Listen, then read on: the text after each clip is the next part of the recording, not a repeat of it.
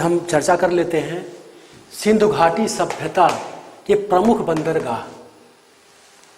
इन बंदरगाहों से ऐसा प्रतीत होता है कि इस सभ्यता के लोग अंतर्राष्ट्रीय व्यापार भी किया करते थे, क्योंकि इनसे ऐसे प्रमाण मिले हैं जिससे यह हम जान पाते हैं कि तत्कालीन मेसोपोटामिया या सुमेरिया सभ्यता से हमारा अंतर्राष्ट्रीय व्यापार हुआ करता था, जो कि बड़ा ही भारत के पक्ष में अर्थात लाभदायक था। तो आइए इन बंदरगाहों के संदर्भ में चर्चा कर लेते हैं। ये बंदरगाह प्रमुख बंदरगाहों में की संख्या ये 8 है, जिसमें से 4 पाकिस्तान में स्थित हैं अर्थात, और 4 वर्तमान भारत में स्थित हैं, जो कि हमारा भारत इस 4 बंदरगाहों का प्रतिनिधित्व करता था। ये सभी बंदरगाह अविभाजित भारत के अंतर्गत आते थे। तो इन बंदरगाहों के बारे में चर्चा कर लेते हैं। ये पहला बंदरगाह है सुतका गेंड्योर है, जो कि दक्षिणी बलूचिस्तान प्रांत में स्थित है, और यह जो है यहाँ से व्यापार हमें मेसोपोटामिया सभ्यता से करने के प्रमाण मिलते हैं। और दूसरा बंदरगाह देख लेते हैं, सुतका कोह है। यह भी दक्षिणी बलूचिस्तान प्रांत का ही एक बंदरगाही नगर है। और तीसरा है बालाकोट, यह भी बलूचिस्तान प्रांत में ही स्थित है। यहाँ इन सभी बंदरगाहों से हमारा व्यापार लगातार पश्चिमी एशिया, जो कि तत्कालीन मेसोपोटामिया या सुमेरिया सभ्यता कहा जाता था, वहीं से होता था। और चौथा बंदरगाह है ये अल्लाह दीनो, जो कि अल्लाह द्वारा कहा जाता है कि अल्लाह द्वारा प्रदत्त या दिया गया बंदरगाह अल्लाह दीनो।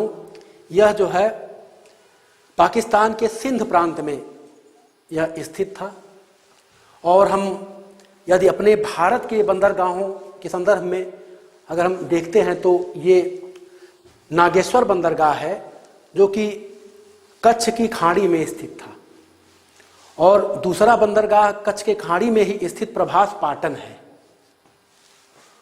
और अगर हम तीसरे बंदरगाह लोथल बंदरगाह के संदर्भ में चर्चा करें तो ये बहुत ही महत्वपूर्ण बंदरगाह था।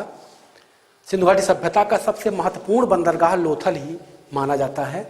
और यहाँ से बहुत सारे ऐसे प्रमाण मिलते हैं जिससे कि हमें ऐसा प्रतीत होता है कि तत्कालीन भारत का या सिंधु घाटी सभ्यता का जो अंतर्राष्ट्रीय व्यापार होता था वह भारत के पक्ष में था।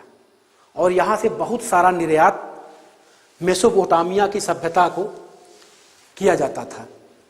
तो यह बंदरगाह यहीं पे भोगवा नदी है, जो कि साबरमती की सहायक नदी है, उसी नदी के तट पर स्थित था। और यहाँ पे गोदीवाड़ा के हमें प्रमाण भी मिले हैं। और उसके यहीं से जो है आकर के साबरमती भोगवा नदी से प्रवेश करके फिर सागरमती में आते थे। और साबरमती नदी जो है यहाँ पे खंभात की खाड़ी में आकर के समुद्र में मिल जाती थी। और उसी रास्ते से आकर के हम यहाँ अरब सागर होते हुए और जाते थे कहाँ, मेसोपोटामिया अर्थात सुमेरियन सभ्यता।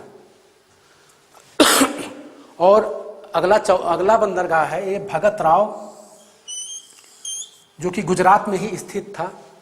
यह भी एक प्रकार से देखा जाए तो लोथल का ही एक सहायक बंदरगाह था।